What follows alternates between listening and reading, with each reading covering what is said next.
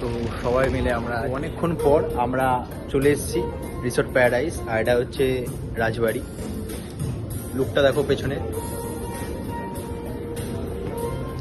তো দুপুর হয়ে গেল আস্তে আস্তে, তাই একটু খেতে হবে।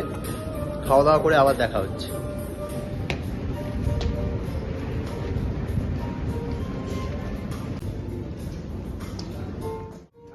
তো এবার খাওয়া দাওয়া শুরু হবে। আর দুপুরবেলা আমিও বললাম ওদের জন্য মিষ্টি কিনে এনেছি, সেই মিষ্টি কালকে পারমিশনটা মানে কোন স্যার দিয়ে এখানে রয়েছে আনলিমিটেড বাফেট, যে যটা পারো খেতে পারো, মানে যতগুলো পারো খেতে পারো।